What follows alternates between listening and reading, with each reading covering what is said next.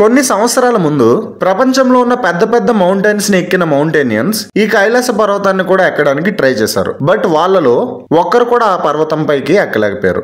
అయితే వాళ్ళందరూ కామన్ గా ఫేస్ చేసిన ప్రాబ్లం, వాళ్ళు ఈ కైలాస పర్వతాన్ని ఎక్కడానికి ట్రై చేసిన ప్రతిసారి వాళ్ళ జుత్తు, గోళ్ళు ఇంకా వాళ్ళ ఏజ్ పెరుగుతుండడం వాళ్ళు ఎక్స్పీరియన్స్ చేశారు. సో వాళ్ళలో ప్రతి ఒక్కరు ఈ పర్వతం పైకి ఎక్కకుండా దిగిపోయారు. బట్ 2001లో చైనా కొన్ని హెలికాప్టర్స్ ని పంపించింది. బట్ ఈ హెలికాప్టర్స్ కూడా ఈ పర్వతం పైకి ఎక్కలేకపోయాయి. ఇంకా నాసా కూడా ఈ కైలాస పర్వతంపై ఏముందో తెలుసుకోవడానికి చాలా ట్రై చేసింది. అయితే ఇలా చెప్పుకుంటూ పోతే ఎన్నో సంఘటనలు. మౌంట్ ఎవరెస్ట్ తో కంపేర్ చేస్తే కైలాస పర్వతం 2200 మీటర్ల చిన్నది. బట్ మౌంట్ ఎవరెస్ట్ పైకి ఇప్పటికి చాలా మంది ఎక్కేశారు. బట్ కైలాస పర్వతం పైకి ఎందుకు ఎవరు ఎక్కలేకపోతున్నారు? అయితే ఈ విషయాన్ని తెలుసుకోవడానికి రష్యన్ మౌంటైనియన్ సర్జీ అనే వ్యక్తి ఈ కైలాస పర్వతం పైకి ఎక్కడానికి ఒక షార్టెస్ట్ పాత్ ని వెతికారు. అలా వెతికి స్టార్ట్ అయ్యి కొంత దూరం వెళ్ళాక ఆయనకి తెలియని ఏదో ఫీలింగ్ ఈ పర్వతం పైకి ఎక్కనివ్వకుండా ఆపింది. అండ్ ఆయన రివర్స్ వచ్చాక ఆయన చెప్పింది కూడా అదే, ఈ పర్వతం పైకి ఎక్కొద్దని ఎందుకో నా ఇన్నర్ ఫీలింగ్ చెప్తుందని, ఆ ఎక్స్పీరియన్స్ ఎందుకో నాకు చాలా భయంగా అనిపించింది, అందుకనే నేను దిగిపోయానని చెప్పారు. తర్వాత చైనా ఫేమస్ మౌంటైనియన్ రియన్ హోల్డ్ ని కలిసి మీరు ఈ పర్వతం పైకి ఎక్కొచ్చు కదా అని ఆయన చాలా రిక్వెస్ట్ చేశారు. ఈయన ఎవరో కాదు, మౌంట్ ఎవరెస్ట్ పైకి ఆక్సిజన్ హెల్ప్ లేకుండా ఎక్కిన ఏకైక వ్యక్తి. ఈయనతో ఆ విషయం చెప్తే, ఇలా మౌంటైన్స్ క్లైంబ్ చేయడం నా ప్యాషన్, అలాంటిది నేనే వద్దని చెప్తున్నానంటే ఈ మౌంటైన్ పైకి ఇంకెవరిని ఎక్కనివ్వకండి అని తిరిగి ఆ చైనా గవర్నమెంట్ తోనే ఆయన చెప్పారు. కాకపోతే చైనా దీన్ని ఎంత సీరియస్ గా తీసుకుందంటే, మనుషులు ఎక్కలేకపోతే ఏంటి, ఇంత టెక్నాలజీ ఉన్నప్పుడు డైరెక్ట్ గా హెలికాప్టర్స్ నే పంపిస్తామని 2001లో వాళ్ళు చాలా అటెంప్ట్స్ చేశారు. క్లియర్ క్లైమేట్, మంచి కండిషన్స్ ఉన్నప్పుడు వీళ్ళ హెలికాప్టర్స్ ని పంపించారు. బట్ సడన్ గా ఈ కైలాస పర్వతం దగ్గరికి వెళ్ళేటప్పుడు క్లైమేట్ మొత్తం చేంజ్ అయ్యి పైలట్ ఆ హెలికాప్టర్ ని కంట్రోల్ చేయలేమని కిందకి దింపడమే ఎమర్జెన్సీ అని ఆ హెలికాప్టర్ ని రిటర్న్ చేశారు. అండ్ ఇలా చాలా అటెంప్ట్స్ జరిగాయి. బట్ ప్రతి అటెంప్ట్ లో చైనా ఫెయిల్ అయింది. సో అప్పటి నుంచి ఏదో తెలియని ఎనర్జీ ఈ కైలాస పర్వతం పైకి ఎవరిని ఎక్కనివ్వట్లేదని చైనా గవర్నమెంట్ కి అర్థమైంది. బట్ అదేంటో వాళ్ళకి క్లియర్ గా తెలియదు. అప్పటి నుంచి చైనా 2001లో క్లైంబింగ్ ఆన్ మౌంట్ కైలాష్ అని బ్యాన్ చేసింది. అయితే ఈ వీడియోలో మనం 4 పాయింట్స్ తో దీని వెనుకున్న మిస్టరీస్ ని క్లియర్ చేయొచ్చు. అండ్ రీసెర్చర్స్ కూడా ఈ 4 పాయింట్స్ ని ఈ కైలాస పర్వతం వెనుకున్న మిస్టరీస్ కి రీజన్ అని నమ్ముతారు. మొదటి పాయింట్, కైలాస పర్వతం ఉన్న జియోగ్రఫీ. స్టార్టింగ్ లో ఈ పర్వతం మన ఇండియా కంట్రోల్లో ఉండేది. బట్ 1962లో ఇండియా చైనా వార్ లో ఇండియా కంట్రోల్లో ఉన్న చాలా ప్లేస్ ని చైనా కంట్రోల్లోకి తీసుకుంది. సో ఇప్పుడు అఫీషియల్ గా మన కైలాస పర్వతం చైనా కంట్రోల్లోనే ఉంది. అయితే కైలాస పర్వతం ఉన్న లొకేషన్ నుంచి 4 నదులు ప్రవహిస్తున్నాయి. వాటి డైరెక్షన్స్ ఎగ్జాక్ట్ గా నార్త్, సౌత్, ఈస్ట్, వెస్ట్ వైపు ఉంటాయి. చాలా ఇంట్రెస్టింగ్ గా ఉంది కదా. అయితే దీనికంటే ఇంట్రెస్టింగ్ విషయం ఏంటంటే, ఈ కైలాస పర్వతం దగ్గర 2 చెరువులు ఉన్నాయి. అండ్ దాన్నే మనం మానస సరోవర్, ఇంకొకటి రాక్షస్ తాల్. అయితే మానస్ సరోవర్ ఏదైతే ఉందో దీంట్లో ప్యూర్ వాటర్ ఉంటాయి. అంటే ఎంత ప్యూర్ అంటే దీని చుట్టూ క్లియర్ గా లైఫ్ ఎగ్జిస్ట్ అవుతుంది. అండ్ ఎగ్జాక్ట్ గా దాని పక్కన ఉన్న రాక్షస్ తాల్ కంప్లీట్ సాల్ట్ వాటర్.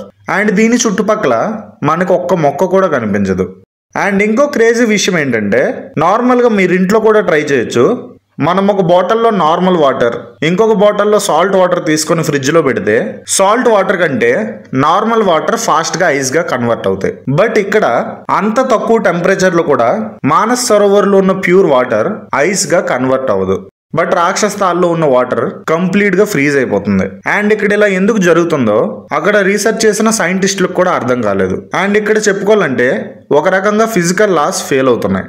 ఇంకా ఈ కైలాస పర్వతాన్ని అబ్జర్వ్ చేస్తే సౌత్ సైడ్ ఎక్కువ స్నో ఉంటుంది. బట్ ఇక్కడ ఇంకో మిస్టరీ ఏంటంటే, సౌత్ సైడ్ ఎక్కువ సన్ రేస్ పడతాయి. సన్ రేస్ ఎక్కువ ఉన్న సైడ్ నార్మల్ గా ఐస్ మెల్ట్ అవుతుంది. బట్ ఇక్కడ ఆ సౌత్ సైడే ఐస్ ఎక్కువ ఉంటుంది.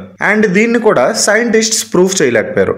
బట్ వాళ్ళు చెప్పేది ఏంటంటే, ఈ కైలాస పర్వతం ఉన్న లొకేషన్ వల్ల అలా జరుగుతుందని. అండ్ దాన్ని వాళ్ళు ఎక్స్ప్లెయిన్ చేస్తూ ఇది మన ఎర్త్ కి సెంటర్ అని చెప్తారు. దాన్నే యాక్సెస్ ముండి అని అంటారు. అంటే ఈ మెజర్మెంట్స్ వాళ్ళు ఎలా చెప్పారో తెలీదు. బట్ వాళ్ళు చెప్పేది ఏంటంటే, ఈ కైలాస పర్వతంకి ఇంకా నార్త్ పోల్ కి మధ్యలో ఉన్న డిస్టెన్స్ ఎగ్జాక్ట్ గా 6666 కిలోమీటర్లు. అండ్ ఈ కైలాస పర్వతంకి ఇంకా సౌత్ పోల్ కి డిస్టెన్స్ ఎగ్జాక్ట్ గా దీనికి డబల్, అంటే 13,332 కిలోమీటర్లు. సో మేబీ ఈ లొకేషన్ కారణంగానే అక్కడ ఇలా జరుగుతుందని వాళ్ళు చెప్తారు. అండ్ ఇంకో point, light and sound mystery. 1999లో ఎర్నిస్ట్ అనే ఒక రష్యన్ సైంటిస్ట్ వాళ్ళ టీం మొత్తాన్ని ఒకటి చేసి ఇక్కడ రీసెర్చ్ కండక్ట్ చేశారు. అండ్ ఆయన రాసిన ఒక బుక్కే where do we come from, అంటే అసలు మనం ఎక్కడి నుంచి వచ్చాం. ఆయన ఈ బుక్ లో క్లియర్ గా రాసింది ఏంటంటే ఈ పర్వతం నేచురల్ గా ఫామ్ అయింది కాదు, మ్యాన్ మేడ్ పిరమిడ్ అని. అండ్ దీన్ని ప్రూఫ్ చేస్తూ ఆయన చాలా ఎవిడెన్సెస్ కలెక్ట్ చేశారు. అండ్ దాంతో పాటు ఆయన చెప్పింది ఏంటంటే కైలాస పర్వతం చుట్టుపక్కల చాలా పర్వతాలు ఉన్నాయి, బట్ కేవలం కైలాస పర్వతం పైనే రాత్రిపూట 7 డిఫరెంట్ కలర్స్ కనిపిస్తుంటాయని.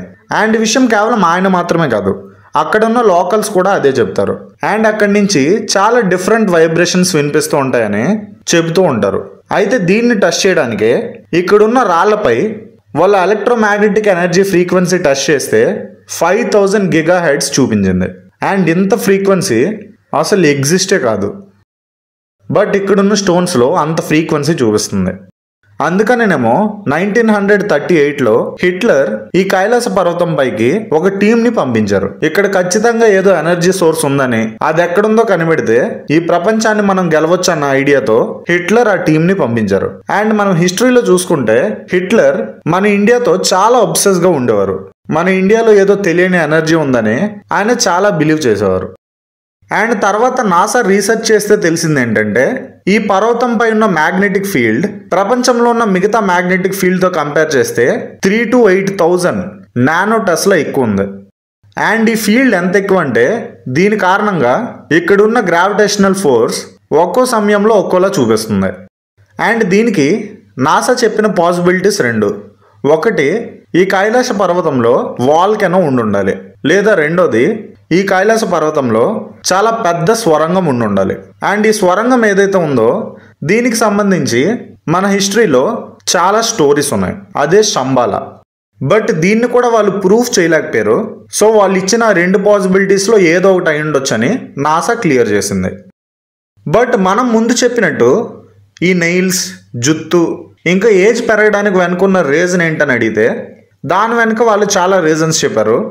మొదటిది యూవీ రేస్. ఈ మౌంటైన్స్ పై యూవీ రేస్ ఎక్కువ ఉండడం వల్ల స్కిన్ సెల్స్ చాలా ఫాస్ట్గా డ్యామేజ్ అవుతాయి. ఈ స్కిన్ సెల్స్ని చాలా ఫాస్ట్గా రిపేర్ చేయడానికి మన బాడీ రిలీజ్ చేసే నేచురల్ రియాక్షన్ అని, ఇంకా పైకి వెళ్ళే కొద్దీ ఆక్సిజన్ లెవెల్స్ తక్కువ ఉంటాయి కాబట్టి దానివల్ల మెటబాలిజం హై అయి మనకు అలా అనిపిస్తుందని చెప్పారు. ఇంక ఇక్కడ స్ట్రాంగ్ మ్యాగ్నెటిక్ ఫీల్డ్ ఉండడం వల్ల మన బాడీలో చాలా హార్మోనల్ చేంజెస్ వచ్చేలా జరుగుతుందని వాళ్ళు చెప్పారు. బట్ దీన్ని కూడా వాళ్ళు క్లియర్ చేస్తూ చెప్పలేదు, మేబీ పాసిబిలిటీ ఉందన్న ఉద్దేశంతో చెప్పారు. బట్ వాళ్ళకు కూడా దీని వెనుకున్న రీజన్ ఏంటో తెలీదు. అందుకని ఈ ఏజింగ్ అన్న పాయింట్ ఈ లొకేషన్లో ఎప్పటికీ మిస్టరీగానే ఉండిపోయింది. అండ్ 4వది స్పిరిచువల్ పవర్. ఇప్పటిదాకా మనకు తెలిసిన హిస్టరీలో 7,000 మందికి పైగా ఈ కైలాస పర్వతం పైకి ఎక్కడానికి ట్రై చేశారు. బట్ అందులో కేవలం 2 పైకి ఎక్కగలిగారు. మొదటిది పంచపాండవుల్లో ఒకరైన ధర్మరాజు. అండ్ ఆయన పర్వతం పైకి ఎక్కడానికి గల కారణం ఆయన ధర్మ పాలకుడు, ఎప్పుడూ అబద్ధం చెప్పలేదు అండ్ ధర్మాన్ని ఎప్పుడూ వీడలేదు. అండ్ ఈ స్టోరీస్ మనం చిన్నప్పటి నుంచి వింటూ వచ్చాం. అండ్ రెండో వ్యక్తి 14th centuryలో టిబెట్కి చెందిన మిలారెపా అనే ఒక వ్యక్తి. అండ్ అక్కడున్న లోకల్స్ నమ్మేది ఏంటంటే ఈ వ్యక్తి స్పిరిచువల్ గురువు. ఆ స్పిరిచువాలిటీ కారణంగానే ఆయన ఈ కైలాస పర్వతం పైకి ఎక్కగలిగారని అక్కడున్న లోకల్స్ వాళ్ళ పూర్వీకుల నుంచి తెలుసుకుంటూ వచ్చారు. అండ్ ఇక్కడ అన్నిటికంటే క్రేజియస్ట్ విషయం ఏంటంటే ఈ కైలాస పర్వతంలో ఉన్న చుట్టుపక్కల లొకేషన్స్ లో ఫ్రీక్వెంట్ గా ఎర్త్ క్వేక్స్ వస్తూ ఉంటాయి. ఈ కైలాస పర్వతం దగ్గర ఇప్పటిదాకా ఒక్కసారి కూడా ఎర్త్ క్వేక్ రాలేదు. అయితే ఇలా సైంటిస్టులు దీని వెనుకున్న మిస్టరీస్ను సాల్వ్ చేయడానికి చాలా ట్రై చేసి వాళ్ళు కూడా ఫెయిల్ అయ్యి దీని వెనుకున్న ఎగ్జాక్ట్ సీక్రెట్స్ ఏంటి, అసలు దీని వెనుక ఏం జరుగుతుందన్న విషయాలు తెలుసుకోలేకపోయారు. ఇప్పుడు సైన్స్ ఖచ్చితంగా చాలా డెవలప్ అయింది. బట్ వాళ్ళ ఆలోచనలకి ఇంకా వాళ్ళ ఊహలకు కూడా అందని ఎన్నో విషయాలు ఈ యూనివర్స్లో ఉన్నాయి. బట్ మనం మన సైంటిస్టుల మాట వినడం కంటే ముందు మన హిస్టరీ ఖచ్చితంగా తెలుసుకోవాలి.